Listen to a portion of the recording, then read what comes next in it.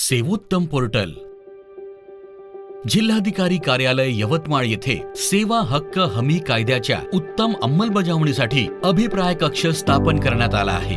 यामध्ये 10 मुख्यमंत्री युवा कार्य प्रशिक्षण योजनेतील प्रशिक्षणार्थी सेतू सुविधा केंद्र व आपले सरकार सुविधा केंद्र याद्वारे नागरिकांना दिल्या जाणाऱ्या सेवांबद्दल थेट कॉल करून त्यांचा अभिप्राय विचारून घेत असत।